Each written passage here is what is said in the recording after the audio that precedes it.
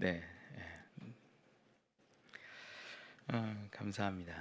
우리 오늘 이제 사도행전 13장으로 넘어가는데 13장은요 이제 조금 후반전 같은 느낌이 좀 들어요. 왜 그러냐면 전반전은 하나님이 성령을 부어주셔서 유대인들을 중심으로 이렇게 교회가 이루어졌다라는 얘기를 하면 11장부터는 사실 이제 안디옥 교회에 성령을 주시고 교회가 세워지게 하시고 바나바를 파송해서 거기에서 그리스도인 이렇게 만들어내는 장면 우리가 보았어요. 여러분 다양한 이름을 만들 수 있지만 그리스도인이라 부르는 것 굉장히 독특한 표현이라는 거예요. 넘어가는 것이 그리스도예요. 이게 회복시키는 것이 그리스도예요. 그 사역을 위해서 사람을 세웠다. 그게 그리스도인이에요. 그랬더니 이 바나바와 사울을 통해서 훈련을 받고 말씀을 배웠더니 어떻게 되었더라? 갑자기 아가보 선지자가 선포하죠. 야, 온 천하에 기근이 있을 거야. 그러니까 정말로 기근이 있어요. 예루살렘 지역이 특히나 더 심했어요. 그러니까 그리스도인 된 자들이 어떤 마음이 드냐면 우리도 힘들지만 섬기자, 돌보자, 구제하자, 사랑하자. 그래서 연보를 모아서 부조를 보내는 거죠. 바울과 사울이 그것을 가지고 예루살렘 교회에 갔다 왔다 하는 얘기가 11장 12장에 나오는 거예요. 한편 그 상황에서 예루살렘은 어떤 일들이 있었냐? 헤롯이라는 왕이 교회를 핍박하는 거예요.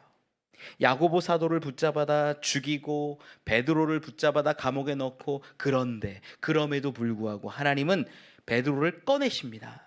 하나님의 특별한 섭리와 은혜와 역사하심으로 기적을 펼쳐주셔서 메었던 모든 것들이, 문들이 다 열려서 기도하는 자들 마가의 다락방에 이르게 되고 하나님의 소명을 다시 한번 이야기하게 되는 거죠. 우리를 부르신 게 확실해. 우리에게 소명 주신 게 확실해. 복음을 위해 살아야 돼. 그리고 나서 바울 이야기는 싹 사라져요. 베드로 이야기는 싹 사라져요. 어딘가에 가서 복음 전했겠지요. 이렇게 헤롯과 헤롯의 박해와 이런 것들이 쭉 12장에 기록되고 헤롯은 죽고 났는데 성경이 마지막에 12장에는 어떻게 기록하냐면 그런데 그럼에도 불구하고 하나님의 말씀은 흥황하여 더하더라, 이렇게 기록하는 거예요. 이거 굉장히 중요한 내용이에요. 저는 이 시대가 비슷한 것 같아요. 교회들이 어려움도 겪고 성도들이 힘들어도 지고 삶에 아픔도 겪고, 그런데 교회가 문을 닫고 교회가 사라진다고 해서 하나님의 말씀이 사라질까? 아니요. 저는요 똑같이 하나님의 그 말씀은 흥왕하여 더하여져 감을 믿습니다. 우리가 그 흐름에 올라타는 게 중요해요. 세상의 그리스도인들이 없어지고 무너지고 쇠약하여지고 사라질지라도, 교회가 문을 닫고 무너질지라도 하나님의 말씀은, 그의 나라는 영원합니다. 그 일에 쓰임받는 우리가 되었으면 좋겠어요. 그리고 나서 이제 안디옥 교회의 깊은 이야기를 시작합니다. 참 재미있는 것이 안디옥 교회도요 11장과 12장에서는 돈을 보낼 수 있는, 섬길 수 있는 참 귀하고 복된 교회로 세워졌다는 것을 우리가 알게 되는데 13장으로 딱 넘어가서는 이제 스토리가 좀 달라져요. 사람을 보낼 수 있는 교회가 되는 거예요. 우리 교회 아직 이렇게 크고 힘이 있는 교회가 아니다 보니까 아주 조금씩 뭐 이렇게 후원하는 것들은 있지만 아직까지 사람을 파송하거나 사람을 보내서 어떤 나라와 민족을 회복시키는 일은 감당하지 못하거든요. 이 안디옥 교회 이야기를 보면서 소망은 합니다. 우리도 언젠가는 파송도 할 수 있고 민족을 사랑할 수 있고 민족을 살릴 수 있는 그런 교회가 되었으면 좋겠다.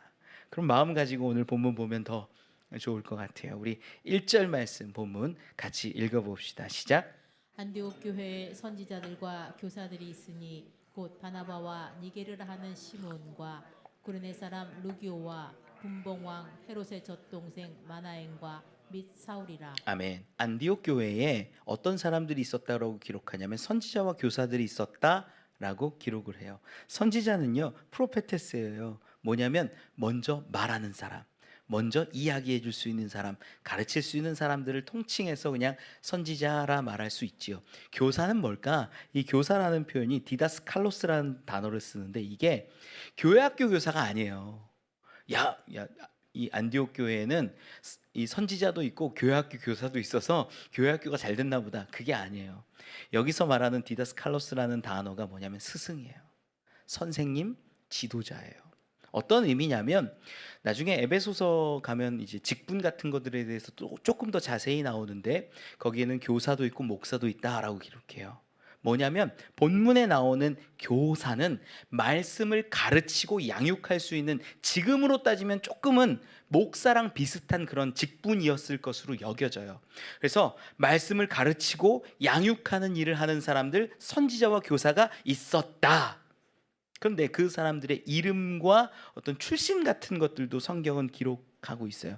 본문 1절 말씀 가운데 보면은 첫 번째 누가 나오냐면 바나바가 나와요. 5명 간단하게 정리를 할게요. 바나바가 나와요. 바나바 어떤 사람입니까? 앞쪽에 우리 미리 나왔으니까 좀 기억을 더듬어 보면 레위인이기도 하고 구브로 출신이기도 하고 사도들의 발 앞에 자기의 땅을 팔아서 드릴 수 있는 섬김과 헌신의 사람이었어요. 그리고 또 바나바는 어떤 사람입니까? 바나바는 사울이 회심했을 때 사도들이 안 믿고 사도들이 받아들이지 않았어요. 그때 사울과 사도들을 좀 이렇게 연결지어 줄 수 있는, 회복시켜 주는 사람이었어요. 굉장히 중요한 사람이지요. 힘도 있고 능력도 있고 권세도 있고 마음 성품도 온화하고 좋은 사람이었던 것 같아요. 그가 선지자와 교사로 있었다. 나중에는 사도라고 이제 불리우기도 합니다. 두 번째는 어떤 사람이 있냐? 본문 가운데 보니까 니게르라는 시므온이 있대요. 니게르가 어떤 단어냐면 영어 단어에서 보면 니그로라고 있어요. 니그로가 검다는 뜻이거든요. 실제로 그 흑인들에게 니그로라는 단어를 쓰면 굉장히 경멸적인 단어로 싫어합니다. 우리 쓰면 안 되는 건데 이 당시에는 그런 의미가 없었어요. 그냥 검다라는 뜻이에요. 검다. 그러다 보니까 이 니게르 시므온이 흑인이었을 것으로 예상을 많이 해요. 그 다음 나오는 사람이 누구예요? 구레네 사람 루기오. 구레네도 북아프리카 지역으로 봅니다. 그 흑인이었을 가능성이 굉장히 높지요. 어떤 사람인지는 몰라요. 근데 시므온은 흑인이었을 것이다. 많은 학자들이 그렇게 추정을 해요. 그리고 나오는 사람이 분봉왕 헤롯의 젖동생 마나엔이 나옵니다. 마나엔이 누굴까? 몰라요. 그런데 힌트를 하나 주는데 헤롯, 분봉왕 헤롯의 젖동생이래요. 젖동생이 뭘까요? 유모가 같다라고 보는 학자들이 있어요. 그러니까 헤롯을 키워낸 그 유모에게서 이 마나엔도 컸다라고 볼 수도 있고 유년 시기를 같이 보냈다라고 볼 수도 있고, 그러다 보니까 학자들의 의견은 이렇습니다. 이 마나엔이 귀족이었을 거다. 그래도 왕가에서 같이 자라났다고 하면, 같이 유모를 썼다라고 한다면 그냥 보통 사람이었겠느냐. 적어도 귀족, 힘 있는 집안, 이런 사람이 마나엔이었을 것이다 라고 추정을 합니다. 그리고 마지막으로 나오는 사람이 누구예요? 5번째가 사울도 우리가 알아요. 이 귀족이에요. 로마의 시민권을 갖고 있는 사람이에요. 지금 우리가 계속 읽어나가는 본문 가운데 중심이 되는 사람이기도 하죠. 이 5명이 있었어요. 그런데 이 모습을 보면 먼저는 안디옥 교회가 이제는 이방인의 교회로서 온전히 세워져 가고 있다는 것을 우리는 확인을 해요. 왜 그러냐?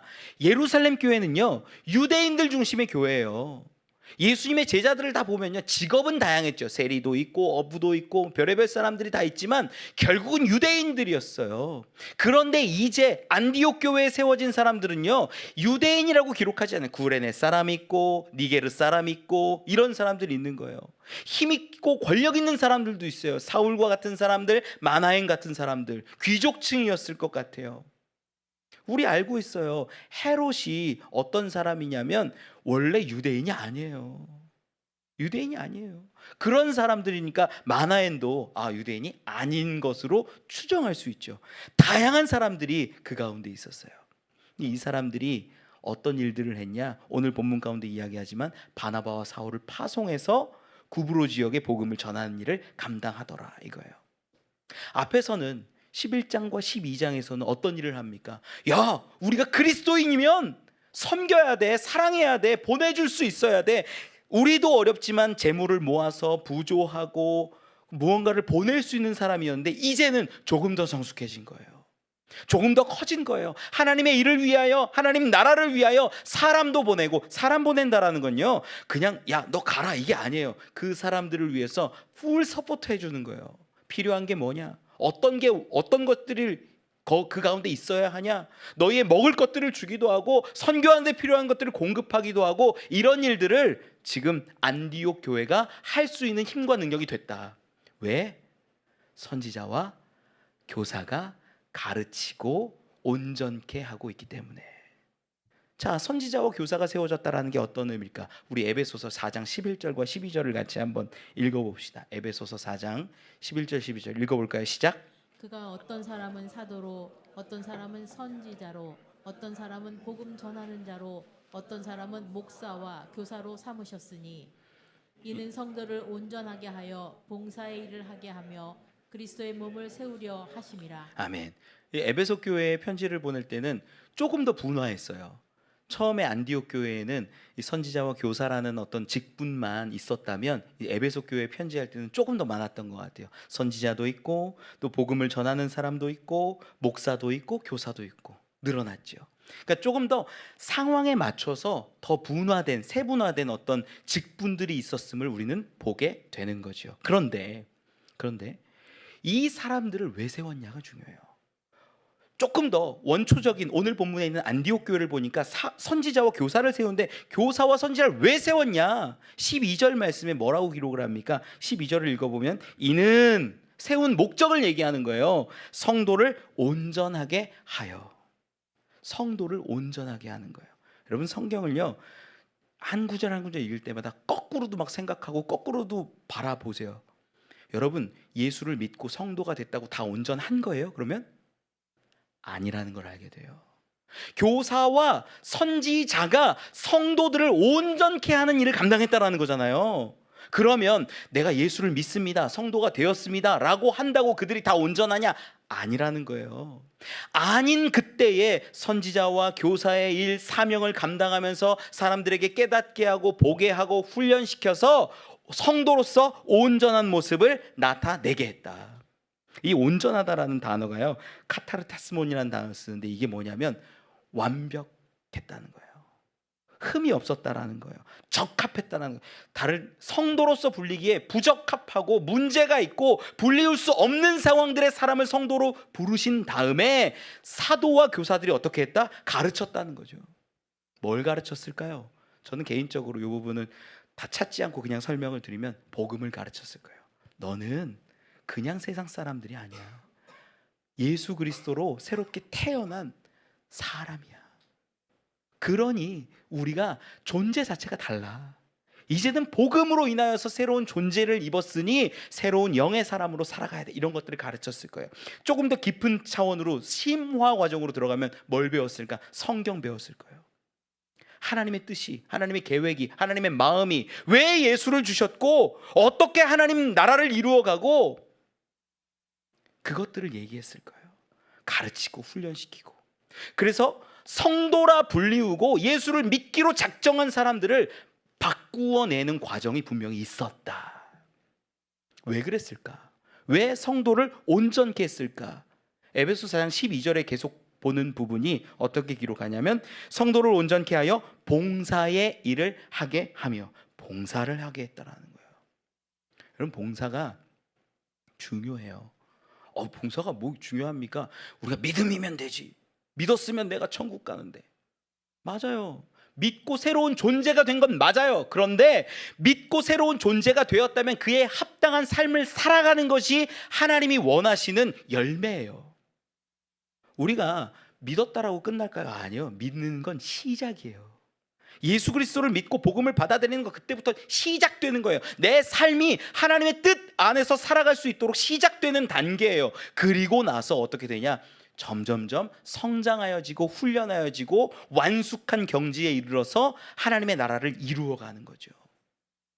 많은 한국 교회가 여기에 머무르는 일들이 있어요. 예수를 믿습니다. 할렐루야, 아멘. 난 천국 백성입니다. 천국 갑니다. 그리고 내 맘대로 살아요. 아니요. 저는 절대 그 이야기에 대해서 반대합니다. 정통 우리 개신교의 정통 교리는 그거 아니에요. 특히 감리교에서는 그렇게 말하지 않아요. 우리가 구원받은 백성이라면 그 다음에 성화의 단계라는 게 있어요. 하나님을 닮아가고 예수 그리스도를 닮아가고 그래서 그리스도인이라고 불릴 수 있도록 삶에서 빛과 소금으로 살아가는 것 그 전체를 구원으로 보기도 해요. 여러분, 새로 태어났으면 새로 태어난 삶의 모습을 나타내야 한다라는 거예요. 바울은요, 우리가 새벽마다 로마서를 보고 있잖아요. 로마서에서 구원에 대해서 정확히 정리를 해요. 로마서 10장 10절이에요. 같이 한번 읽어볼까요? 로마서 10장 10절 시작. 사람이 마음으로 믿어 의에 이르고 입으로 시인하여 구원에 이르느니라. 아멘. 마음으로 믿어 어디에 이른대요? 의에 이른대요. 우리를 의롭다 칭하여 주시고, 우리는 먼지 묻고 얼룩 묻고 죄가 그대로인데 우리를 마음으로 믿을 때 하나님께서 의롭다고 칭해 주시는 거예요. 그런데 그때 어떤 일들이 동시에 일어나냐면, 우리가 입으로 시인할 때 우리가 구원에 이른다라고 바울은 얘기하는 거예요. 여러분, 이게 무슨 의미인가 잘 모르겠습니다 하면 새벽에 유튜브 동영상을 한번 보시면 좋아요. 요 부분을 한번 꼭 읽어보세요. 이게 바울의 독특한 교리가 아니에요. 이건 모세가 가르쳐주고 설교한 내용을 그대로 설명하는 거예요. 이 마음으로 믿어 의에 이르고 입으로 시인하여 구원에 이르느니라. 여러분, 우리 예수 그리스도 믿으시죠? 믿으시는 분 아멘 한번 해볼까요? 믿으시죠? 그러면 입으로도 시인하십니까? 근데 지금은 우리가 입으로 시인할 수 있는 편한 시대에 왔으니까 시인하면서 살아요. 그런데 조금만 우리 삶에 불편함이 있고 관계가 어려워질 것 같고 내 유익이 사라질 것 같을 때는 그리스도인됨을 시인한다는 것이 쉽지 않아요. 마음의 손을 얹고 한번 생각해 보세요. 실제 그래요. 내가 예수가 그리스도야, 예수가 세상의 구주야, 나의 생명을 주신 분이야, 이렇게 말하는 것이 누군가에게 말할 때 그 사람과 내 관계를 갈라놓을 것 같고 어려울 것 같게 하고 불편하게 할 것 같으면 말 안 해요. 침묵해요. 우리가 여러분, 그런 거랑 상관없이 고백하고 선포할 수 있는 게 진짜 시인하는 거예요. 불편한 자리에서 내 유익을 구하지 않고 고백하고 시인하는 게 진짜 시인이고 그리스도인이에요. 여러분, 요한복음에 보면 요한복음 12장 한번 띄워주시겠어요? 12장 우리 42절 43절 봅시다. 예수님 시대인데 수많은 관리들이 예수 그리스도를 믿었어요. 그런데 시인하지 못해요. 그 장면 이야기하는 거거든요. 같이 한번 읽어봅시다. 시작. 그러나 관리 중에도 그를 믿는 자가 많되 바리새인들 때문에 드러나게 말하지 못하니 이는 출교를 당할까 두려워함이라. 그들은 사람의 영광을 하나님의 영광보다 더 사랑하였더라. 아멘. 예수님 시대에 예수님을 믿는 관리들이 많았대요. 아, 진짜인 것 같아. 그리스도인 것 같아. 야, 이거 보통 일이 아닌데? 어떻게 눈을 뜨게 하고 어떻게 보게 하고 어떻게 걷게 하고 이거는 그리스도가 아니면 불가능해라고 마음 가운데 인정하는 거예요. 그런데 사람들의 시선이 두려워요. 바리새인들의. 너 예수 믿어? 아니죠. 왜? 하나님의 영광보다 사람의 영광, 내 유익, 내가 받을 불편함, 이런 것들이 보이니까 시인하지 못하는 삶을 살아가더라. 여러분, 지금 시대로 한번 연결해서 보세요. 우리 똑같아요.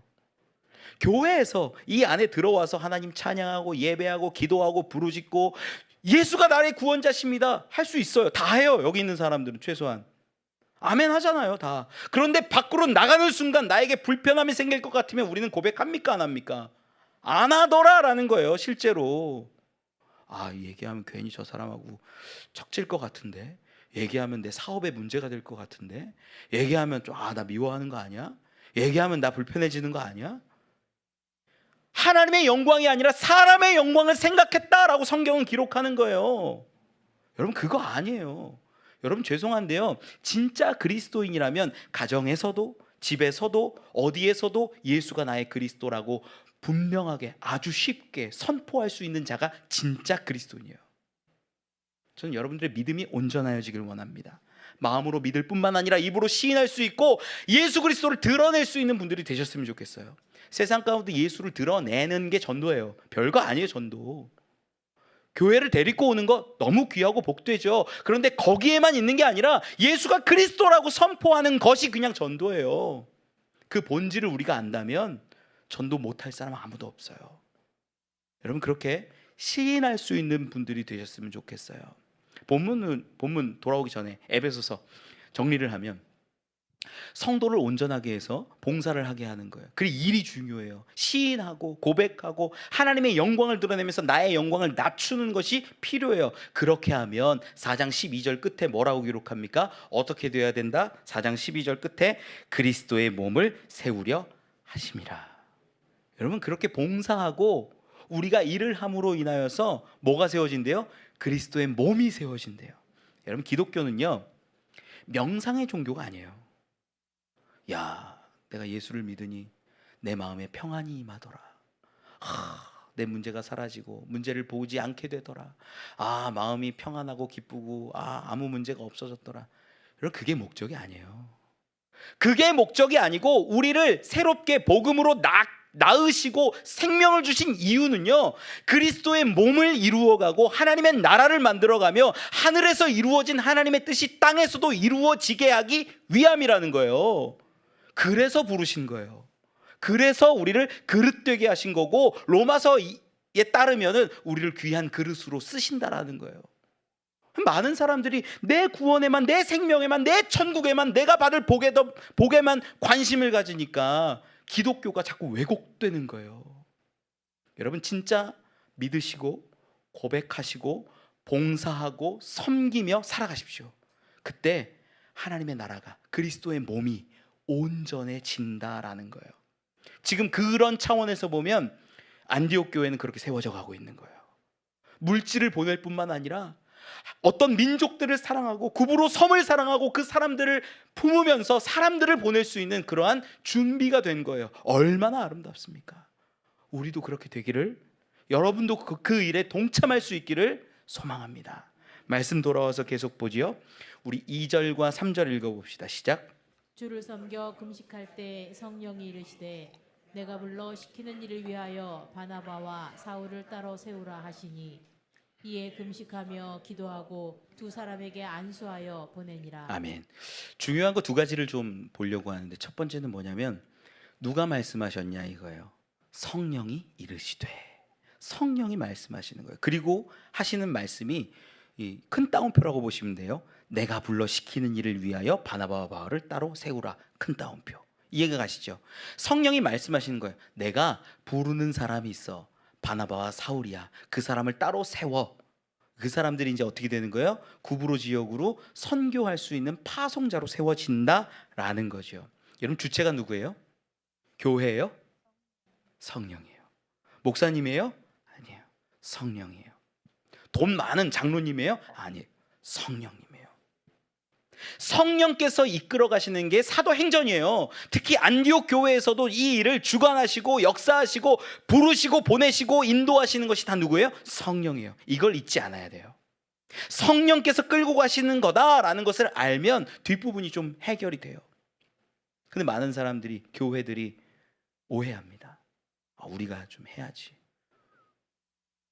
만약 목사님들도 그러고요, 성도들도 그래요. 우리가 은혜 받았으니까 그냥 해야지. 우리가 기쁘니까 해야지.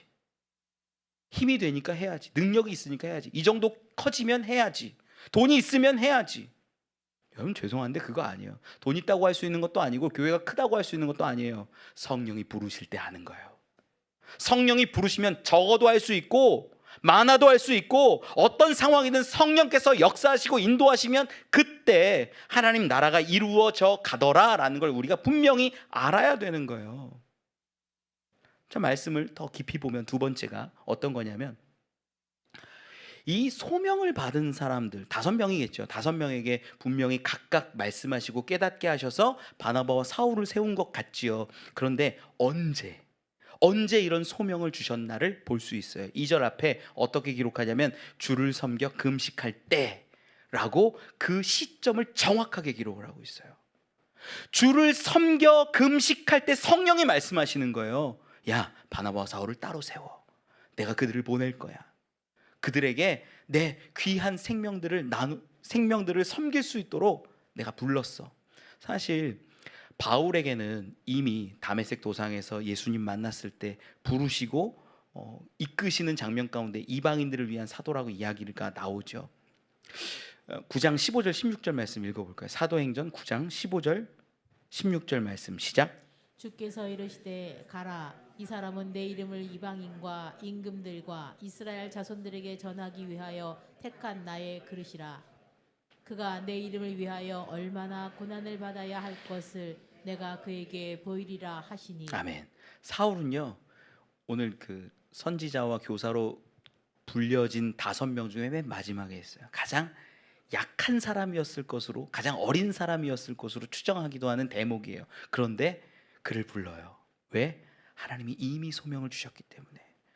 오래전이에요. 10여 년 전이에요. 그때 이미 다메섹에서 하나님이 사울을 부르실 때 이미 보여주시고 계획하셨어요. 그때가 언제 이루어지냐? 시간은 오래 지났지만 그 시간이 흘러서 하나님의 때에 하나님의 방법으로 분명히 불러내시더라. 여러분 기억하시면 좋은 게, 하나님이 우리에게, 여러분들에게 소망을 주시고 소명을 주시고 하나님의 뜻을 주시면요, 그건 분명히 반드시 이루어집니다. 그 때가 언제인지 우리가 알 수 없는 거죠. 하나님이 구원하시겠다라고 계획을 가지시면 구원하세요. 그건 내가 결정할 수 있는 게 아니죠. 하나님이 끌어가시니까. 우리 뭐 수요일 날 아브라함 이야기 보지만, 아브라함은 어떻습니까? 야, 내가 너를 복되게 해서 나라와 민족을 이룰 거야. 그런데 못 믿어요. 그러니까 자기 방법으로 자녀도 낳고 여기도 가고 저기도 가고 아내를 막 다른 남자에게 주기도 하고 별의별 실수들도 막 합니다. 그런데 결국은 하나님의 때에, 그가 100세 되었을 때 아들을 주심으로 성취하시잖아요. 바울도 그렇게 하나님 교회를 핍박하고 살다가 하나님이 소명을 주셨을 때 시간이 지나니까, 흘러가니까 완숙해졌을 그때에 구브로로 파송하는 그 일을 이루어 가시는 거예요. 우리에게 소명을 주시고 사명을 주시면 그 일은 분명히 이루어집니다. 그때를 바라볼 수 있어야 돼. 그때가 언제냐? 본문 가운데 2절 앞에 뭐라고 이렇게요? 주를 섬겨 금식할 때라는 거예요. 섬겼다라는 단어가요, 레이투르게오라는 단어를 쓰는데, 이게 어떤 거냐면 종교적인 섬김을 했다라는 거예요. 레위인들이 하나님 앞에서 나무 패고 물 깃고, 레위인 아닌 사람들도 그런 일들을 하는데, 그런 모든 일들이 종교적인 섬김으로 들어가요. 같은 대어로 쓰거든요. 무슨 얘기냐? 하나님 나라를 위해서, 교회를 위하여 작은 일들 하고 봉사하는 모든 것들을 할 때 하나님 소명을 주시더라 라는 거예요. 저는 우리 교회가요, 성도들이 다 한 가지씩 사역을 할 수 있고 봉사를 할 수 있는 사람들이 되었으면 좋겠어요. 그냥 교회 와서 앉아서 예배 드리고 가는 거요, 그것도 의미 있지요. 그런데 하나님의 소명은 언제 오냐? 작은 봉사를 시작할 때, 내가 할 때, 내가 섬기고 사랑하고 무언가를 일을 해낼 때 하나님이 그 가운데 소명을 부어주시더라라는 거예요. 음식 봉사하지요, 뭐 아이들을 섬기지요, 뭐 악기를 닦지요, 연주하지요, 물을 한 잔 떠오지요. 다양한 그 섬김의 자리 가운데 하나님께서 소명을 부어주신 일들이 생기는 거예요. 그런데 아무것도 안 하잖아요. 소명을 깨달을 수가 없어요. 예배하는 가운데 하나님의 마음을 깨닫게 되고, 예배하는 가운데 하나님의 뜻을 보게 되어서 하나님의 마음을 품고 그 소명을 가지고 다른 나라, 다른 민족 사랑하고 섬기는 자들이 되는 거예요. 여러분, 그래서 예배를 온전히 드리는 사람은요, 저는 분명히 예배를 확실히 드리는 사람들은 소명을 주신다라고 믿어요. 내가 뭘 할까요, 하나님? 너의 자리에서 찬양을 해라. 너의 자리에서 이런 걸 섬겨라. 너의 자리에서 이걸 해라. 대부분 안 하니까 소명을 받지 못해요. 봉사하는 일이 얼마나 귀한지 본문 말씀 가운데 확인이 되지요. 그런데 봉사하고 섬길 때뿐만 아니라 어떤 때 소명을 주셨다라고 2절에 기록해요? 금식할 때. 금식한다라는 게 네스티오라는 단어를, 헬라어를 쓰는데, 이게 어떤 거냐면 네스티오의 반대말이 에스티오예요. 에스티오가 어떤 거냐면 먹다라는 뜻도 있고, 그러니까 요 반대말이 금식이라는 표현이 되겠죠. 에스티오에는 먹다라는 뜻도 있는데 소비하다라는 뜻도 있어요. 물건 사는 거, 내가 사고 갖고 뭐 이런 것들도 있어요. 그럼 네스티오는 단순히 음식을 금하는 것만 있는 게 아니라, 내가 무언가를 위해서 욕구를 부리면서 막 사고 뭐 구매하고 이런 것들을 끊는 게 네스티오예요. 금식했다라는 게 단순히 먹지 않는 것만을 이야기하는 게 아니라, 내가 사치를 부리지 않고 내가 자꾸 뭔가를 구매하고 하는 것들을 끊어냈을 때, 저는 여러분께 말씀드려요. 여러분 명품 사야 됩니까? 안 사야 됩니까? 네? 네 집사님 뭐라고요? 김주희 집사님 사야 돼요? 네, 네. 명품 사야 된답니다. 네, 네. 명품 사도 돼요. 사지 말라는 게 아니에요. 오해하시면 안 돼요. 성경에 있는 말씀을요. 제가 예전에 제가 설교할 때 그랬대요. 저희 아내한테 들었는데 명품을 사는 거 그거 안 됩니다. 막 그렇게 얘기를 했대요. 그때는 좀 더 거칠었나 봐요. 제가 죄송해요. 명품 사지 말라는 게 어떤 의미냐면 너무 사치 부리지 말라는 얘기를 제가 좀 강하게 하다 보니까 그렇게 표현했던 것 같아요. 지금도 동일한 마음이에요. 돼요. 가져도 돼요. 오마카세라 그러죠. 막 특별한 음식들 먹는 거 먹어도 돼요. 괜찮아요. 나쁘지 않아요. 그런데 우리가 거기에만 관심 두고 거기에만 따라가고 세상의 풍조 그대로 살아가는 그 모습은 아니라는 거예요. 본문 말씀에요. 이 네스티오라는 단어가 금식하다라는 이 표현이요. 수동태가 아니에요. 능동태예요. 뭘까요? 우리 대부분 어때요? 비싼 음식 먹고 싶어도 먹을 돈이 없어서 못 먹고, 명품 갖고 싶어도 가질 돈이 없어서 못 살 때도 있겠지만, 지금 본문 가운데 있는 교사들과 선지자들은 어떻게 했냐면 할 수 있음에도 불구하고 안 한 거예요. 그게 진짜 금식이에요. 먹을 수 있는데 안 먹고, 가질 수 있는데 안 갖고, 누릴 수 있는데 안 누리는 것, 그게 진짜 금식이라는 거예요.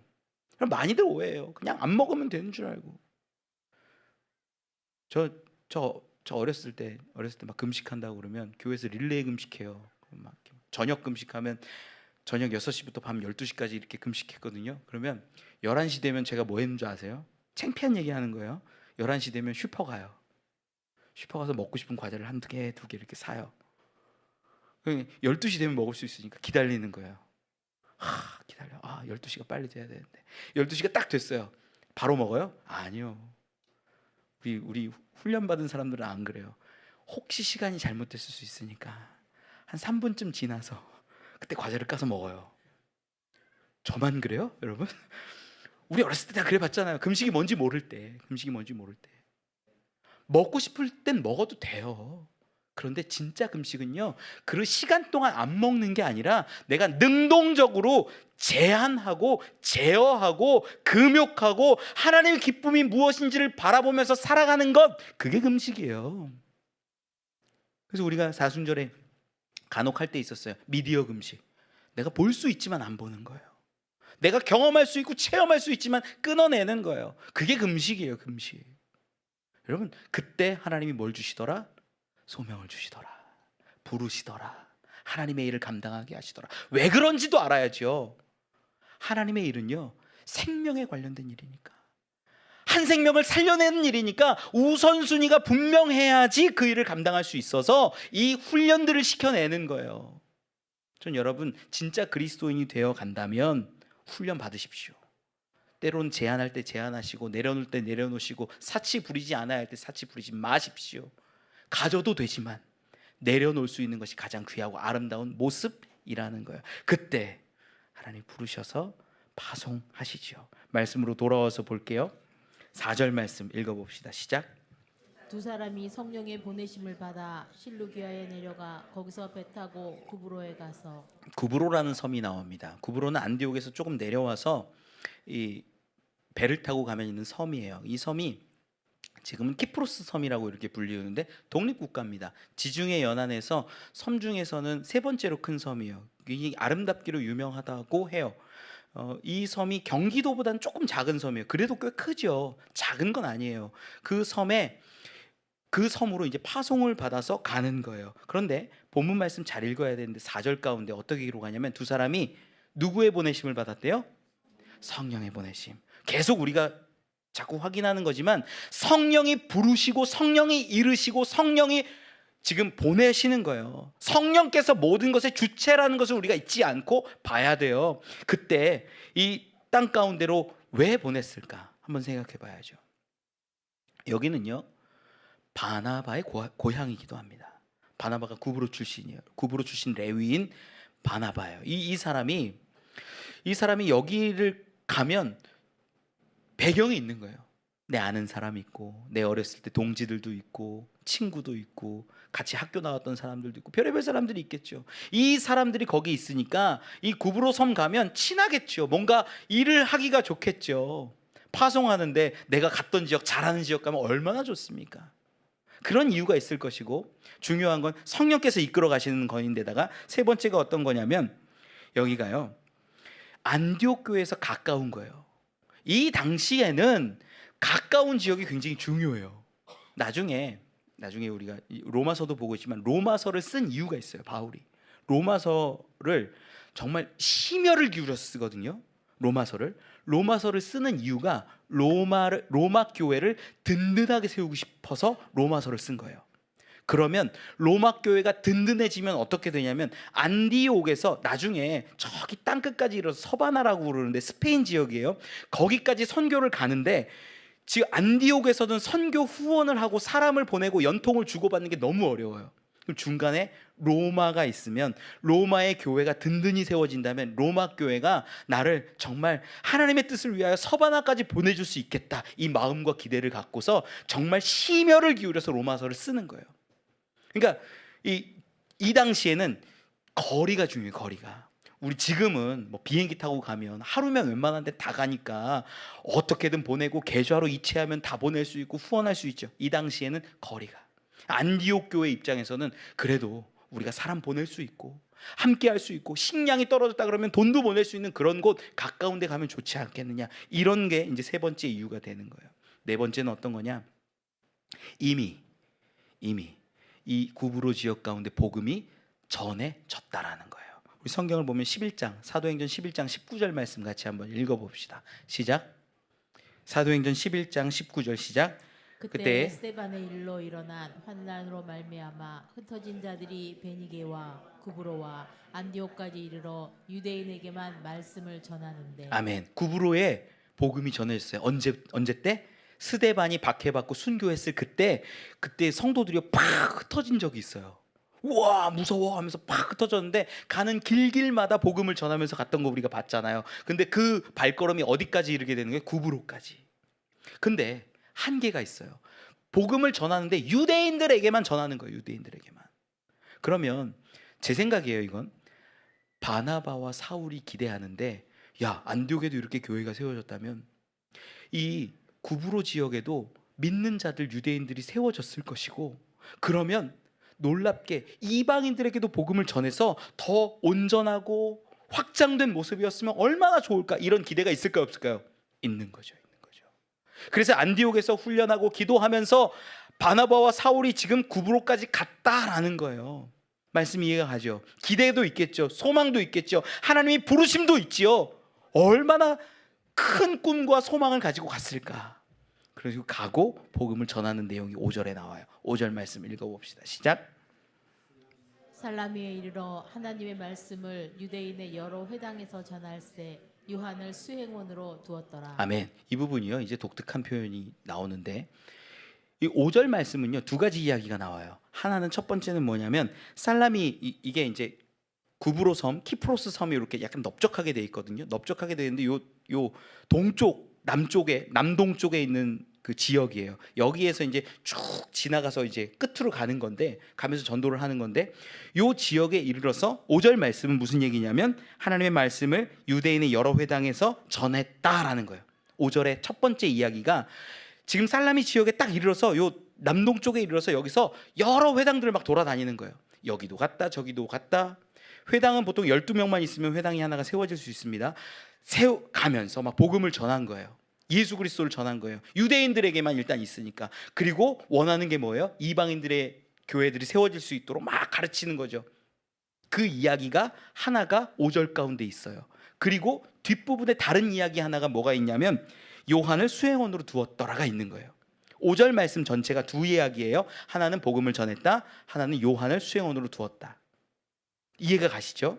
그런데 여기 접속사가 데라는 접속사가 있고 카이라는 접속사가 있어요. 그 두 가지가 다 쓰여요. 일반적으로 하나만 쓰여도 돼요. 충분해요. 근데 두 가지가 다 쓰여요. 이 데라는 접속사와 카이라는 접속사가 두 접속사 모두 역접도 되고 순접도 돼요. 그러다 보니까 이해하기가 어려워요. 이 뭔 의미야? 아니, 복음을 전해서 회당 가운데 막 가르치는 거랑 요한을 수행원으로 둔 이야기랑 왜 굳이 이걸 접속사로 묶었을까? 다른 걸로 해도 되잖아요.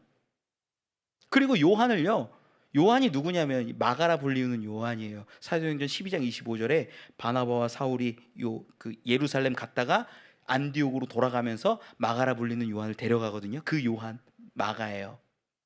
이 사람을요, 두 사람과 더불어서 한 사람으로 파송했다라고 얘기해도 아무 문제가 안 돼요. 그런데 오늘 본문이 이상한 게 뭐냐면 복음을 막 전하고 유대인들 회당 가운데 전하면서 가르쳤다라는 이야기와 더불어서 요한을 수행원으로 뒀다라는 얘기를 하는 거예요. 이게 왜 이상하냐? 이 대라는 접속사와 카이라는 접속사가 두 개가 붙으면 강조를 하거나 전환을 하는 거예요. 이 헬라어 문법을 보면 강조는 뭘까? 강조를 넣어서 제가 이 본문을 해석을 해보면 이런 거예요. 바나바와 바울이 하나님의 말씀을 이 살라미에 있는 여러 회당 가운데 막 복음을 전했다. 얼마나 전했냐면 요한을 수행원으로 둬서 같이 복음을 전했다. 이런 의미가 돼요.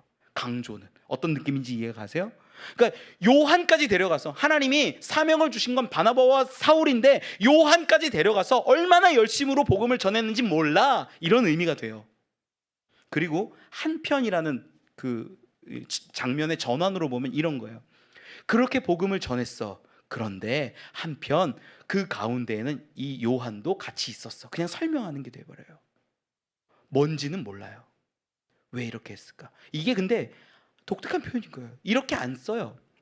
헬라어는 이 사도행전 가운데에서 복음을 전했다 이 이야기랑 같이 붙으면 편한 표현이 있어요. 뭘까? 복음을 전했더니 그 사람들이 주께로 돌아오더라. 복음을 전했더니 그 사람들이 예수를 믿더라. 그죠? 이게 자연스러운 표현이에요. 실제로 볼까요? 사도행전 8장 4절로 6절 말씀 같이 한번 읽어봅시다. 시작. 그 흩어진 사람들이 두루다니며 복음의 말씀을 전할세. 빌립이 사마리아 성에 내려가 그리스도를 백성에게 전파하니 무리가 빌립의 말도 듣고 행하는 표적도 보고 한 마음으로 그가 하는 말을 따르더라. 사도행전 13장 47절과 48절 읽어봅시다. 시작. 주께서 이같이 우리에게 명하시되 내가 너를 이방의 빛으로 삼아 너로 땅 끝까지 구원하게 하리라 하셨느니라 하니 이방인들이 듣고 기뻐하여 하나님의 말씀을 찬송하며 영생을 주시기로 작정된 자는 다 믿더라. 사도행전 14장 한 장 넘어가서 1절 말씀 읽어봅시다. 시작. 이에 이고니온에서 두 사도가 함께 유대인의 회당에 들어가 말하니 유대와 헬라의 허다한 무리가 믿더라. 아멘. 말을 했더니 따르더라, 믿더라, 믿더라 이렇게 나오는 게 자연스러운 사도행전의 표현들이라는 거예요. 그런데 오늘 본문을 한번 생각해 보자는 거예요. 온 주변에 있는 여러 회당 가운데 하나님의 말씀을 전하는데 요한을 수행원으로 두었더라. 이상해요, 안 이상해요? 이제 보니까 여러분 이상해요, 안 이상해요? 이상해요. 왜 그럴까? 많은 학자들이 결론을 내는 지점이 어디냐면 열매가 없었다라고 봐요. 믿는 사람이 안 세워진 거예요. 하나님을 인정하고 하나님을 믿는 사람들이 그 살람의 지역 가운데 회당은 여러 군데고 회당 가운데 복음이 들어갔음에도 불구하고 믿는 사람이 없었다라고 학자들이 결론을 내버리더라고요. 실제로 보니까 없어요. 믿는 사람들이 좀 세워지면 좋겠는데 없어요. 여러분 더 이상한 게 뭔지 아세요? 처음부터 누가 부르셨어요? 성령이 부르셨어요. 보내신 거 누구예요? 성령이 보내셨어요. 여기까지 인도하신 건 누구예요? 성령이 인도하셨어요. 그런데 왜 여기 열매가 없습니까? 복음도 들어갔잖아요. 하나님 유대의 회당 가운데 예수가 그리스도라고 가르쳐 주셨잖아요. 그러면 이 사람들과 함께 더불어서 이방인들을 전도하고 하나님께 드릴 열매가 있었으면 좋겠는데 왜 열매가 없습니까? 여러분 우리 그런 생각 해야 되지 않아요? 근데 없는 거예요. 제가 이 말씀을 읽다가요, 제가 불편했던 게 어떤 거냐면 하나님 왜 이 시대도 똑같습니까? 수많은 목사님들이 계세요. 목사님들이 힘들어서 목회를 그만두고 교회 문을 닫는 경우들도 많이 있습니다. 제가 생각하는 거예요. 하나님이 부르셨잖아요. 하나님이 인도하셨잖아요. 그런데 왜 목사님들 다 어렵게 되고 교회들이 문을 닫고 이런 일들이 있습니까?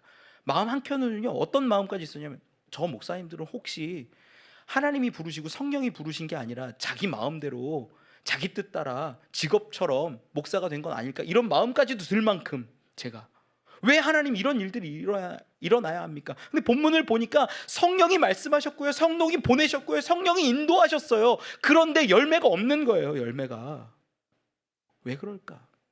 제가 고민을 하면서 막 힘들어요. 왜 그럴까? 왜 그럴까? 제가 깨달은 게 뭐냐면 고린도전서 같이 한번 읽어볼까요? 고린도전서 3장 6절로 9절입니다. 같이 읽어보지요. 6절로 9절 시작. 나는 심었고 아볼로는 물을 주었으되 오직 하나님께서 자라나게 하셨나니 그런즉 심는 이나 물 주는 이는 아무것도 아니로되 오직 자라게 하시는 이는 하나님뿐이니라. 심는 이와 물 주는 이는 한 가지이나 각각 자기가 일한 대로 자기의 상을 받으리라. 우리는 하나님의 동역자들이요 너희는 하나님의 밭이요 하나님의 집이니라. 아멘. 제가 가슴이 아프고 힘들었던 것이 질문이 잘못됐다는 것을 깨달았어요. 하나님 왜 열매가 없습니까? 이 안에는요, 사실 고백하는데 내가 열심히 했으면 하나님 나에게 열매 주셔야죠. 내가 이렇게 했는데, 세상의 목사님들이 이렇게 열심히 하는데, 이렇게 정말 살아가는데 열매 주셔야죠. 주셔야죠. 내 열매라고, 우리 열매라고, 우리 노력이라고, 우리 열심이라고 그렇게 생각했던 제 모습을 보게 되는 거예요. 고린도서 3장 9절 말씀이 저를 팍 찌르더라고요. 우리는 하나님의 동역자들이요 너희는 하나님의 밭이요 하나님의 집이니라. 열매가요, 성도들이요, 제가 열심히 해서 된 게 아니라 제가 막 노력해가지고 나를 믿어주고 이렇게 모이는구나, 와 이렇게 됐구나, 이게 아니라 하나님의 밭이래요. 하나님의 집이래요. 하나님의 열매인 거예요. 제가 아니라, 누군가의 노력이 아니라, 목사님들의 열심이 아니라 하나님께서 이루어 가시는 거예요. 그래서 누구는 물 주고 누구는 심고 누구는 뭐 풀을 뽑고 이렇게 상관이 없어요. 하나님은 그들을 이렇게 다 각각 그에 맞는 합당한 상급을 주시고 하나님의 밭을 하나님께서 이루어 가시고 하나님이 열매를 거두시더라라는 거예요. 그래서 맡은 자들에게 필요한 건 충성이고 순종이에요. 다른 게 없는 거예요. 제가 그걸 깨닫고 나니까 맞습니다. 제가 열매를 갖춰야 된다고 오해했고 생각했고, 하나님 왜 이렇게 불합리하게 하십니까? 그렇게 따졌다면 하나님 내려놓고 하나님의 뜻에 따라 순종할 수 있는 자가 되게 하옵소서. 그렇게 나오더라고요. 여러분, 우리 신앙생활할 때 낙심할 때, 낭망할 때가 있어요. 하나님 이만큼 기도했는데 왜 안 주십니까? 하나님 요만큼 열심히 했고 노력했고 그러면 열매를 주셔야 되지 않습니까? 내가 이 사람 좀 신앙생활 잘하게 하려고 그렇게 먹을 것도 갖다 주고 사랑하고 돌보고 이야기하고 연락하고, 근데 왜 늘 나에게 상처만 주고 속상하게 하고 어렵게 합니까? 낭망하고 실망할 때가 있어요. 저도 있어요. 성도들을 바라보면서. 그런데 그때 깨닫게 하는 지혜가 뭐냐? 야, 내 밭이야. 내가 돌볼 거고 내가 사랑하고 내가 거둘 거야. 그게 저에게 주시는 은혜더라고요. 여러분, 하나님은 하나님의 것을 취하십니다. 하나님의 밭, 하나님의 집을 가꾸어 내십니다. 우리는 그 가운데 작은 쓰임을 받는 자로 살아가면 되는 거예요. 그래서 낙심하지 마세요.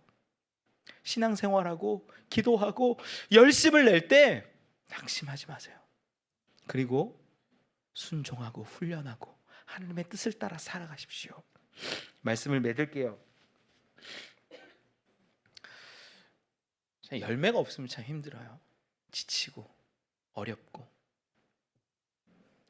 깊은 어떤 수렁에 빠진 것도 같고. 그런데 우리를 보내신 이를, 우리를 부르신 이를, 우리를 인도하시는 그분을 생각하면, 마지막 날을 바라보면 우리는 낙심과 슬픔과 절망 가운데 머물러 있지 않을 줄 믿습니다. 우리를 부르신 그분 따라 순종하면 이미 충분히 충성된 종이 되는 거예요. 여러분, 우리 교회에 하나님께서 주시는 소명과 사명이 있는 줄 압니다. 여러분들을 향한 하나님의 소명과 사명이 분명히 있음을 저는 믿습니다. 그 소명, 사명 부여잡고 하나님께 끝까지 순종할 수 있는 저와 여러분 우리 되길 간절히 축원합니다.